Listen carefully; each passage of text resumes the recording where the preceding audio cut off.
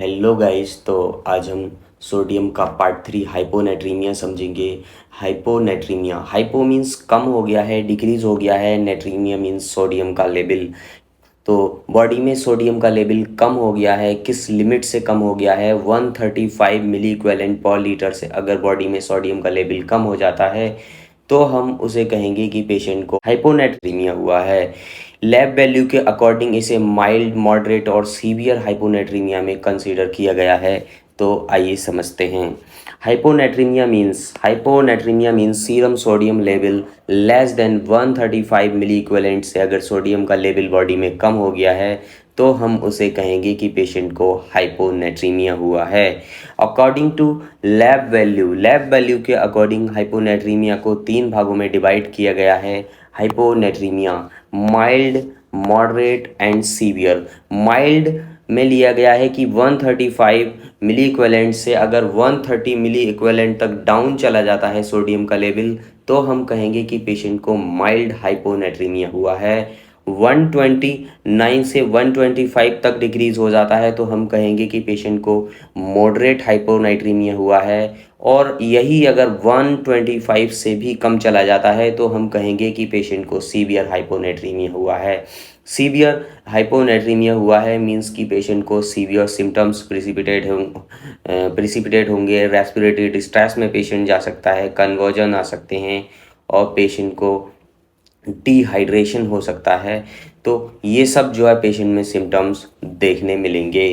तो पैथोफिजियोलॉजी समझ लेते हैं इसकी। पैथोफिजियोलॉजी ऑफ हाइपोनेट्रीमिया यानी हाइपोनेट्रीमिया की पैथोफिजियोलॉजी क्या है, हाइपोनेट्रीमिया किस तरह से बॉडी में वर्क करता है कि पेशेंट को हाइपोनेट्रीमिया हुआ तो सोडियम बॉडी में जो है सोडियम कैसे वर्क करता है कि पेशेंट को हाइपोनेट्रीमिया हुआ तो जो है बॉडी में क्या जो है फंक्शंस प्रिसिपिटेट होंगे। हाइपोनाइट्रीमिया कॉज डिक्रीज इन प्लाज्मा ओस्मोलैरिटी यानी बॉडी में अगर सोडियम का लेवल कम हो जाएगा तो पेशेंट को जो उसकी ओस्मोलैरिटी है, बॉडी की ओस्मोलैरिटी जो है डिक्रीज हो जाएगी और जो है बॉडी का फ्लूइड जो है इंट्रावेस्कुलर स्पेस से इंट्रासेलुलर स्पेस में जो है शिफ्ट हो जाएगा। Which cause fluid shift from intravascular space to intracellular space और पेशेंट को इंट्रावेस्कुलर डिहाइड्रेशन होगा और सेल में एडिमा हो जाएगा और पेशेंट को जो है आईसीपी यानी इंट्राक्रेनियल प्रेशर पेशेंट का बढ़ सकता है। पेशेंट के ब्रेन के फंक्शंस अफेक्ट हो सकते हैं अगर सीवियर हाइपोनेट्रीमिया पेशेंट को हुआ तो shifting of fluid inside the cell cause cell oedema. In brain it cause cerebral oedema and raised ICP यानी इंट्राक्रेनियल प्रेशर जो है पेशेंट का बढ़ जाएगा। फ्लूइड जो है इंट्रावेस्कुलर स्पेस से इंट्रासेलुलर स्पेस में शिफ्ट हो जाएगा। और इन क्रोनिक हाइपोनेट्रीमिया यानी मोर देन 48 आवर्स हुए हैं पेशेंट को तो बॉडी के जो सेल हैं वो रिमूव कर देंगे intracellular osmoles like amino acids to avoid intracellular fluid accumulation.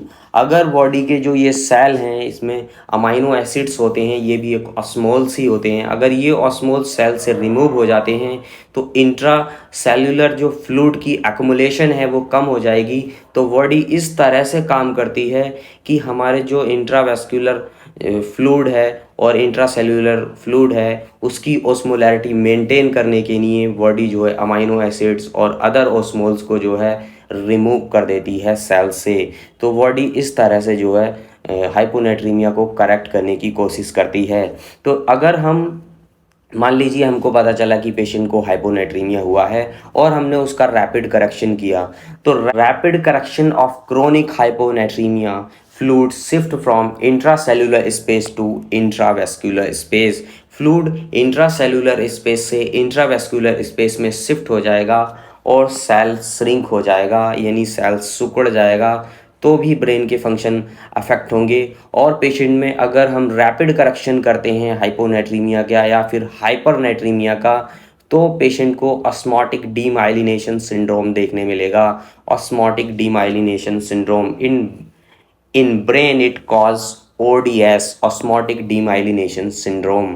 Patient का जो है ऑस्मोटिक डीमाइलिनेशन सिंड्रोम जो है पेशेंट में देखने मिलेगा अगर हम क्रोनिक हाइपोनेट्रीमिया का जो है रैपिड करेक्शन करते हैं तो और अगर हम उसका रैपिड करेक्शन करेंगे तो इंट्रासेल्यूलर स्पेस से जो फ्लूइड है वो इंट्रावेस्कुलर स्पेस में शिफ्ट हो जाएगा। तो इस तरह से जो है बॉडी में ओस्मोलैरिटी वर्क करती है, सोडियम वर्क करता है। स्यूडो हाइपोनेट्रीमिया समझ लेते हैं। Pseudo hyponatremia basically symptoms of hyponatraemia is due to fluid osmolarity changes, यानी बॉडी में हाइपोनेट्रीमिया के सिम्टम्स तभी प्रिसिपिटेट होंगे जब बॉडी में ऑस्मोलैरिटी का चेंजेस होगा, यानी बॉडी की ऑस्मोलैरिटी चेंज होगी। अगर पेशेंट को हाइपोनेट्रीमिया हुआ और बॉडी की ऑस्मोलैरिटी चेंज नहीं हुई, फर्दर हाइपरग्लाइसीमिया की कंडीशन में या फिर हाइपरलिपिडीमिया की कंडीशन में या हाइपर प्रोटीनीमिया की कंडीशन में पेशेंट की ऑस्मोलैरिटी चेंज नहीं हुई और मैनिटोल की वजह से बॉडी की ओस्मोलैरिटी चेंज नहीं हुई, लेकिन पेशेंट को हाइपोनाइट्रीमिया हुआ है, तो जो है बॉडी में पेशेंट को जो है सिम्टम्स देखने नहीं मिलेंगे। इसे कहते हैं हम सूडो हाइपोनेट्रीमिया, यानी ओस्मोलैरिटी। ओस्मोलैरिटी अगर लो हो गई है पेशेंट की बॉडी की तो हम कहेंगे कि पेशेंट को ट्रू हाइपोनेट्रीमिया हुआ है। तो इसमें सिम्टम्स भी देखने मिलेंगे और ट्रीटमेंट की भी रिक्वायरमेंट है। अगर ओस्मोलैरिटी नॉर्मल है हाइपरलिपिडीमिया की वजह से या फिर हाइपर प्रोटीनीमिया की वजह से, तो इसमें ट्रीटमेंट की रिक्वायरमेंट नहीं है, यानी माइल्ड ट्रीटमेंट की रिक्वायरमेंट है। ट्रीटमेंट की रिक्वायरमेंट नहीं भी हो सकती है और इसमें सिम्टम्स जो है प्रिसिपिटेट नहीं होंगे, यानी सिम्टम्स पेशेंट में नहीं दिखेंगे। अगर ओस्मोलैरिटी बहुत हाई है हाइपरग्लाइसीमिया की वजह से, मैनिटोल की वजह से, तो इसमें भी हमको सिम्टम्स देखने नहीं मिलेंगे। तो हम इसे कहेंगे कि पेशेंट को स्यूडो हाइपोनेट्रीमिया हुआ है। Serum sodium level is low but osmolarity is normal और हाई, यानी सीरम का जो सोडियम लेवल है वो डिक्रीज़ कर गया है बट ओस्मोलैरिटी नॉर्मल है और हाई है। इसे कहेंगे कि हम पेशेंट को स्यूडो हाइपोनेट्रीमिया हुआ है। हाइपोनेट्रीमिया विद नॉर्मल ओस्मोलैरिटी, हाइपोनेट्रीमिया के साथ ओस्मोलैरिटी नॉर्मल है हाइपरलिपिडीमिया की वजह से या फिर हाइपर प्रोटीनीमिया की वजह से, यानी प्रोटीन का लेवल बॉडी में अमाइनो एसिड्स का बढ़ गया है, तो हाइपर प्रोटीनीमिया की वजह से ओस्मोलैरिटी मेंटेन है। उस कंडीशन में भी पेशेंट को सिम्टम्स दिखाई नहीं देंगे और हम समझेंगे कि पेशेंट को हाइपोनेट्रीमिया हुआ है। Hyponatremia and high osmolarity seen in hyperglycemia, hyperglycemia की कंडीशन में या हाइपर प्रोटीनीमिया की कंडीशन में भी पेशेंट को सिम्टम्स नहीं दिखेंगे। तो no signs and symptoms of hyponatraemia is called pseudo hyponatraemia. हम कहेंगे कि पेशेंट को हाइपोनेट्रीमिया हुआ है। कॉजेस ऑफ हाइपोनेट्रीमिया समझ लेते हैं कि किन किन कारणों से पेशेंट को हाइपोनेट्रीमिया हो सकता है। तो कॉजेस ऑफ हाइपोनेट्रीमिया समझते हैं। हाइपोनेट्रीमिया के दो कॉजेस हो सकते हैं, या तो वाटर का बॉडी में बढ़ गया है या फिर बॉडी में सोडियम का लेवल कम हो गया है। वाटर दो ही कारणों से बॉडी में बढ़ सकता है, या तो इनटेक बढ़ गया है या फिर आउटपुट कम हो गया है। इनटेक बढ़ने के लिए कुछ फैक्टर्स होते हैं, जैसे साइकोजेनिक पॉलीडिप्सिया हुआ है पेशेंट को, बहुत ज़्यादा पानी पी रहा है, या फिर बियर प्रोटोमेनिया हुआ है पेशेंट को, उस कंडीशन में पेशेंट ने बियर वगैरह ली है, उसमें सॉल्ट का अमाउंट बहुत कम होता है, तो पेशेंट ने बहुत ज़्यादा बियर ले ली है, तो उस कंडीशन में पेशेंट का जो है बॉडी को हाइपोनेट्रीमिया देखने मिलेगा। बॉडी में एक्सेसिव हाइपोटोनिक फ्लूइड दिया है, यानी जो हमने फ्लूइड दिया पेशेंट को उसमें सॉल्ट का अमाउंट बहुत कम है, यानी हाइपोटोनिक फ्लूइड दिया है, D5% या D10% हमने जो है बॉडी में पेशेंट को फ्लूइड डाला है, तो उस कंडीशन में भी पेशेंट को जो है हाइपोनेट्रीमिया देखने मिलेगा। या डाइल्यूटेड फार्मूला फीडिंग, यानी पेशेंट को हम फार्मूला फीडिंग देते हैं, उसका जो अमाउंट है घोलने का वो 30 ml में 1 स्पून होता है, लेकिन कोई अटेंडेंस को जानकारी नहीं होती है तो वो उसको वाटर के अमाउंट को बढ़ा देते हैं, यानी 50 ml में या 60 ml में 1 स्पून डालते हैं कि बेबी को डाइजेस्ट नहीं होगा, तो उस कंडीशन में वाटर का इंटेक बहुत ज़्यादा चला जाता है और सॉल्ट का इंटेक बहुत कम जाता है, तो उस कंडीशन में भी पेशेंट को हाइपोनेट्रीमिया देखने मिलेगा। आउटपुट डिक्रीज होने के कुछ कॉजेज़ हैं, रीनल कॉजेज़ हो सकते हैं, यानी पेशेंट को रीनल फेलियर हुआ है, उस कंडीशन में पेशेंट को हाइपोनेट्रीमिया होगा। एक्स्ट्रा रीनल कॉजेज़ में हार्ट फेलियर हुआ है, यानी हार्ट प्रॉपर ब्लड को पंप नहीं कर रहा है, तो किडनी तक के जो परफ्यूजन प्रेशर है, ब्लड का परफ्यूजन प्रेशर नहीं पहुंच पा रहा है, तो किडनी को लगेगा कि बॉडी में जो है फ्लूइड कम हो गया है। और बॉडी में अगर फ्लूइड उसको लगेगा कि कम हुआ है तो बॉडी बहुत ज़्यादा जो है एंटी डायूरेटिक हार्मोन सिक्रिएट करेगी, और एंटी डायूरेटिक हार्मोन जो है सिक्रिएट होगा तो बॉडी के किडनी से जो है फ्लूइड की एक्सक्रिएशन को यानी वाटर की एक्सक्रिएशन को डिक्रीज कर देगा, कम कर देगा, और पेशेंट को जो है फ्लूइड रिटेंशन होगा। फ्लूइड रिटेंशन होगा तो फिर पेशेंट को जो है हाइपोनेट्रीमिया कॉज होगा। एल्बुमिन की अगर एल्बुमिन की वजह से पेशेंट को हाइपो एल्बुमिनिया हुआ है, या फिर लीवर डिजीज़ में एल्बुमिन का फॉर्मेशन नहीं हो पा रहा है, या नेफ्रोटिक सिंड्रोम हुआ है पेशेंट को, या फिर न्यूट्रिशनल डेफिशिएंसी हुई है, न्यूट्रिशन में ही हम सोडियम कम दे रहे हैं तो उस कंडीशन में, या फिर थर्ड स्पेस लॉस है वार्निंग में या सेप्सिस में, उस कंडीशन में पेशेंट को जो है हाइपोनेट्रीमिया देखने मिलेगा। SIADH यानी serum of in appropriate anti diuretic hormone, जिसे हम सिंड्रोम इन एप्रोप्रिएट एंटी डायूरेटिक हार्मोन भी कहते हैं। तो इसकी वजह से भी पेशेंट का जो है आउटपुट डिक्रीज हो गया है, डिक्रीज हो जाएगा। डिक्रीज हो गया है इनटेक, यानी बॉडी में सोडियम का इनटेक कम हो गया है। टी एंड टॉस्ट पेशेंट ले रहा है, बहुत ज़्यादा कुछ खा नहीं रहा है, चाय बिस्किट या इन चीज़ों पे ही पेशेंट टिका हुआ है, तो उस कंडीशन में भी पेशेंट को जो है हाइपोनेट्रीमिया होगा। या फिर सोडियम फ्री फ्लूइड दिया है हमने, सोडियम फ्री फ्लूइड दिया है, या फिर फूड भी जो खा रहा है वो सोडियम फ्री खा रहा है, तो उस कंडीशन में इनटेक जो है सोडियम का कम हो जाएगा और पेशेंट को हाइपोनेट्रीमिया होगा। इंक्रीज हो गया है आउटपुट, यानी किडनी से जो है सोडियम का आउटपुट बढ़ गया है। रीनल कॉजेज हो सकते हैं इसके, नेप्रोपैथी या एस इनवाइटर्स की वजह से, थायरॉइड डायूरेटिक्स की वजह से, या फिर एड्रिनल इनसफिशियंसी हुई है पेशेंट को, उस कंडीशन में पेशेंट को जो है हाइपोनेट्रीमिया हो सकता है। एक्स्ट्रा रीनल कॉजेज में मोस्टली GIT से डायरिया या वॉमिटिंग हुआ है पेशेंट को, उस कंडीशन में जो है बहुत ज़्यादा सोडियम लॉस हो गया है, तो उस कंडीशन में भी पेशेंट को हाइपोनेट्रीमिया देखने मिलेगा। Hyponatraemia divided according to the volume status. Hyponatraemia divided according to volume status, यानी कुछ बुक्स में वॉल्यूम स्टेटस के अकॉर्डिंग भी हाइपोनेट्रीमिया को डिवाइड किया गया है, वॉल्यूम स्टेटस के अकॉर्डिंग भी। तो इसे हाइपोवोलीमिया या यूवोलीमिया या हाइपरवोलीमिया की कंडीशन में इसको डिवाइड किया गया है। हाइपोवोलीमिया डिहाइड्रेशन की वजह से हो सकता है, डायूरेटिक्स की वजह से पेशेंट को हाइपोवोलीमिया हो सकता है, या पेशेंट को सेरिब्रल सॉल्ट वेस्टिंग हुई है, उस कंडीशन में पेशेंट को हाइपोनेट्रीमिया हो सकता है। थर्ड स्पेस लॉस हुआ है, उस कंडीशन में जो है पेशेंट को हाइपोनेट्रीमिया हो सकता है। यूवोलीमिया यानी SIADH की वजह से, यानी syndrome of in appropriate anti diuretic hormone, यानी सीरम ऑफ इन एप्रोप्रिएट तरीके से too much anti diuretic hormone का प्रोड्यूस होना, टू मच एंटी डायूरेटिक का जो है प्रोड्यूस होना, एंटी डायूरेटिक हार्मोन अगर टू मच प्रोड्यूस होता है बॉडी में तो वो फ्लूइड रिटेंशन करेगा, उस कंडीशन में पेशेंट को हाइपोनेट्रीमिया देखने मिलेगा। इसमें फ्लूइड का लेवल जो है यूवोलिमिक रहेगा, यानी करेक्ट रहेगा। हाइपो थायरॉयडिज्म की कंडीशन में, या ग्लूकोकॉर्टिकॉइड डेफिशिएंसी हुई है, या फिर ड्रग्स की वजह से, या फिर इंक्रीज हो गया है वाटर इनटेक, उस कंडीशन में पेशेंट को हाइपोनेट्रीमिया देखने मिलेगा।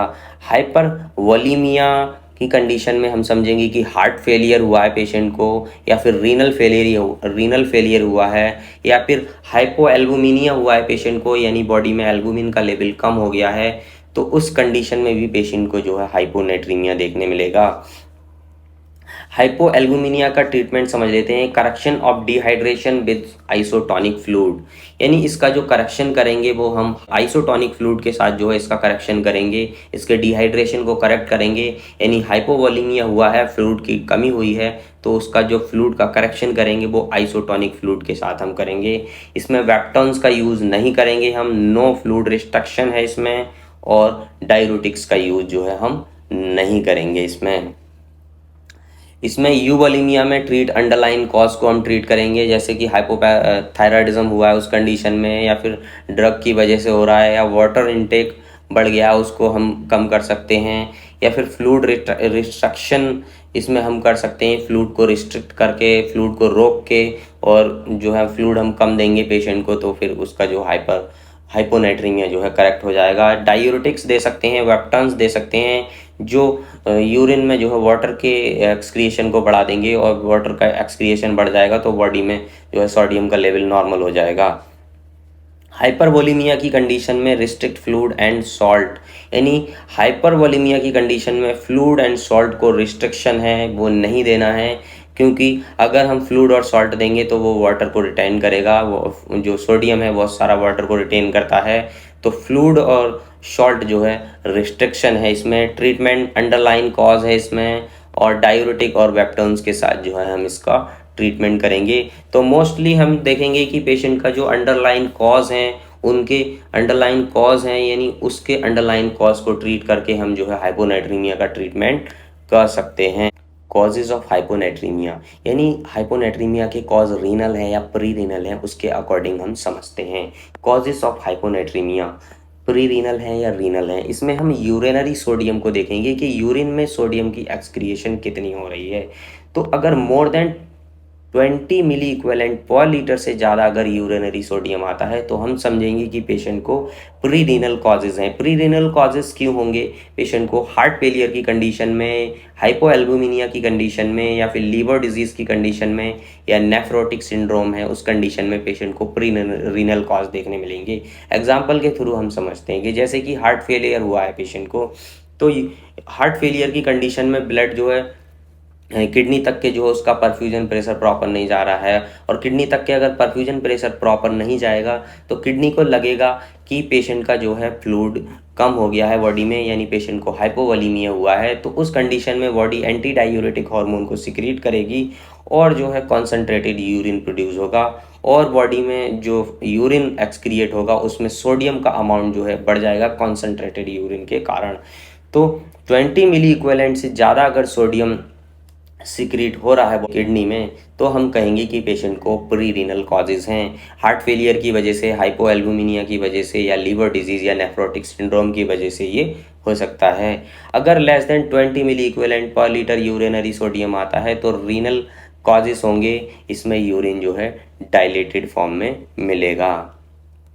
ट्रीटमेंट समझ लेते हैं। ट्रीटमेंट ऑफ हाइपोनाइट्रीमिया, इसमें ट्रीटमेंट ऑफ हाइपोनाइट्रीमिया यानी एक्यूट सिम्टम है हाइपोनाइट्रीमिया के, यानी एक्यूट सिम्टम्स ऑफ हाइपोनाइट्रीमिया है, पेशेंट को एक्यूटली सिम्टम्स प्रोड्यूस हो रहे हैं, उस टाइम सीन हो रहे हैं, दिख रहे हैं, तो हम 3% NaCl IV देंगे 3 to 5 ml पर kg ओवर 20 मिनट में हम इसको दे सकते हैं। इसकी जो एडल्ट के लिए जो डोज है वो 100 ml पर 3% एन जो है 100 ml की NS एक 3% वाली जो है हम ओवर 20 मिनट में हम दे सकते हैं।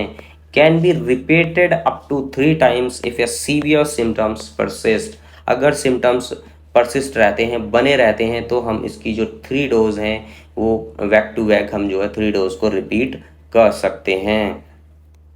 अदर ट्रीटमेंट ऑफ चॉइस समझ लेते हैं। अदर ट्रीटमेंट ऑफ चॉइस क्या हो सकती है? ट्रीटमेंट ऑफ अंडरलाइन कॉज, यानी उसके अंडरलाइन कॉज को ट्रीट करो, जो प्रॉब्लम जिसकी वजह से आ रही है उस प्रॉब्लम को पहले जो है सॉल्व करेंगे तो हाइपोनाइट्रीमिया जो है इजीली करेक्ट हो जाएगा। फ्लूइड रिस्ट्रक्शन हम करेंगे, फ्लूइड रिस्ट्रक्शन हो जाएगा तो पेशेंट का जो है फ्लूइड कम जाएगा बॉडी में, तो पेशेंट का हाइपोनाइट्रीमिया इजीली करेक्ट हो जाएगा। डायूरेटिक्स देंगे जिसमें बॉडी का जो है फ्लूइड लॉस हो जाएगा और पेशेंट का सोडियम जो है बॉडी में रह जाएगा, तो इस कंडीशन में भी जो सोडियम है वो नॉर्मलाइज हो जाएगा। बेप्टॉन्स की वजह से बेप्टॉन्स हम दे सकते हैं, ये जो बेप्टॉन जो है एंटी डायूरेटिक हार्मोन को इनहिबिट करते हैं, एंटी डायूरेटिक हार्मोन को जो है ब्लॉक कर देते हैं, उसके रिसेप्टर्स को ब्लॉक कर देते हैं, और बहुत ज़्यादा जो है बॉडी से वाटर लॉस होता है, वाटर लॉस होता है तो बॉडी का जो है सोडियम जो है नॉर्मलाइज हो जाता है। In chronic hyponatremia serum sodium level should not rise more than 12 milli equivalent, यानी सोडियम का लेवल जो है 12 मिली इक्विवेलेंट पर लीटर से जो है हमको ज़्यादा राइज नहीं करना है, नहीं बढ़ाना है। और पर हावर में हम समझे तो 0.5 मिली इक्विवेलेंट से ज़्यादा हमको सोडियम नहीं बढ़ाना है पर हावर। एक दिन में 12 मिली इक्विवेलेंट, और पर हावर के हिसाब से समझेंगे तो 0.5 मिली इक्विवेलेंट पर हावर से ज़्यादा हमको सोडियम बॉडी में नहीं बढ़ाना है।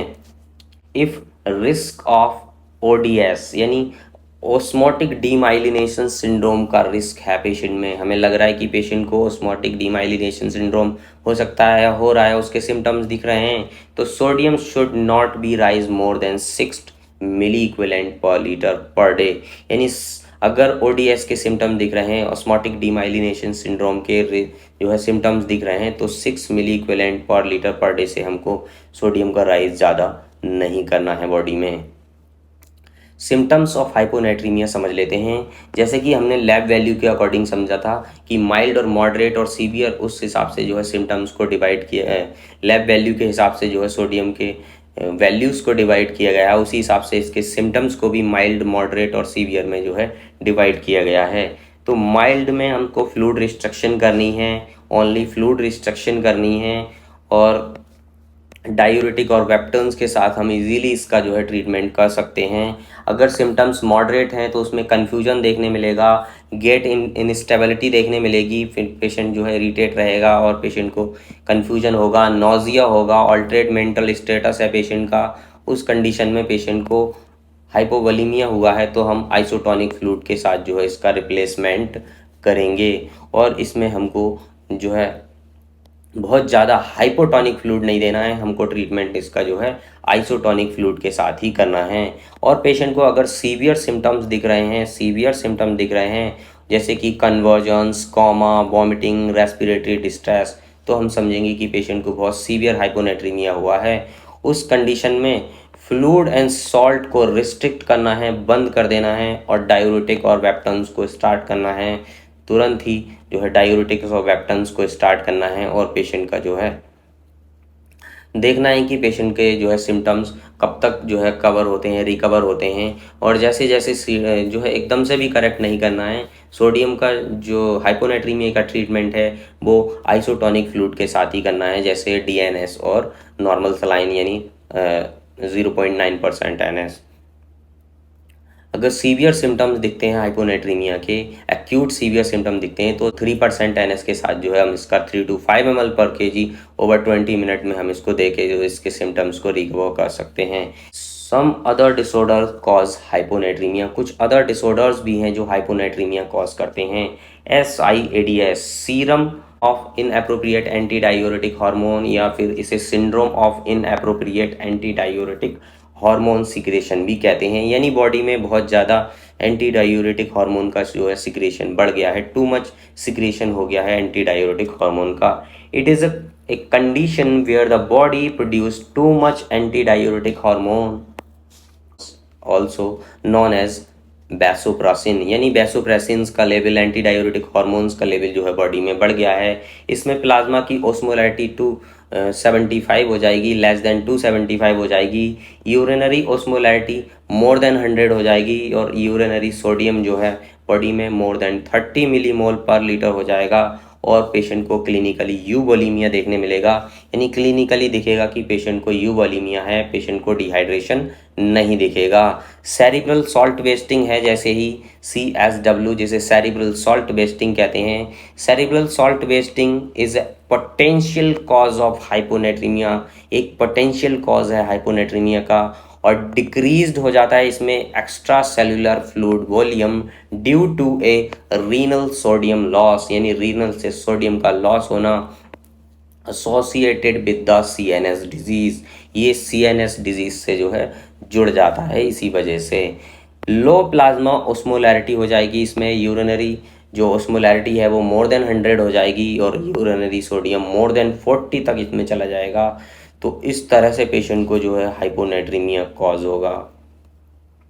ऑस्मोटिक डीमाइलिनेशन सिंड्रोम हम समझते हैं, अब जो है थोड़ा डिटेल में ODS समझते हैं, ऑस्मोटिक डीमाइलिनेशन सिंड्रोम।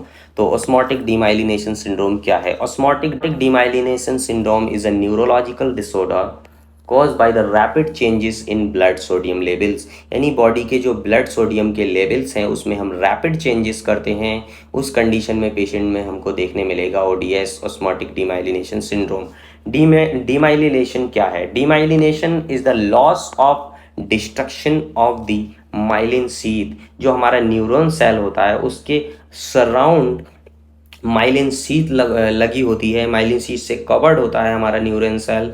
तो वो माइलिन माइलिन शीथ जो है वो डैमेज होने लगती है। Protective layer around the myelin sheath होती है नर्व फाइबर के ऊपर, नर्व सेल्स के ऊपर, वो जो शीथ है वो डैमेज होने लगती है। और दीज शीथ हेल्प करती है insulate nerve fibre and speed of transmission of electrical signals. जो इलेक्ट्रिकल सिग्नल्स ट्रांसमिट हो रहे होते हैं न्यूरॉन सेल में, उसकी स्पीड को बढ़ाने में या स्पीड अप करने में जो है सिग्नल्स की हेल्प करती है। When myelin sheath is damage, nerve signals can not travel efficiently. अगर माइलिन शीथ जो डैमेज हो जाती है उसके जो सिग्नल हैं वो एफिशिएंटली ट्रांसमिट नहीं होंगे, तो leading to the various neurological problems. तो बहुत अलग अलग प्रकार की जो है वेरियस न्यूरोलॉजिकल प्रॉब्लम्स जो है देखने मिलेंगी। Serum sodium not rise more than 6 milli equivalent per litre per day, यानी 6 milli equivalent per litre per day से ज़्यादा हमको जो है ओडीएस में, ऑस्मोटिक डीमाइलिनेशन सिंड्रोम में जो है इसका लेवल जो है नहीं बढ़ाना है। रिस्क फैक्टर समझ लेते हैं। सीरम सोडियम इसमें लेस देन 105 यानी 105 मिली इक्विवेलेंट पर लीटर चला जाएगा।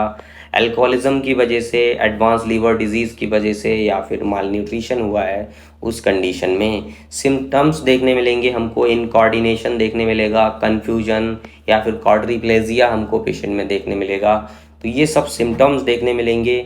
आई होप आप समझ चुके हैं। अगर वीडियो समझ में नहीं आती है तो वीडियो को दोबारा स्लोली पॉज करके देखेंगे तो सारी चीज़ें समझ में आ जाएंगी। नेक्स्ट वीडियो में हम जो है पोटेशियम पैथोफिजियोलॉजी यानी पोटेशियम को स्टडी करेंगे। तो पोटेशियम की सारी जो है इंफॉर्मेशन हम लेंगे। तो thank you for watching this video.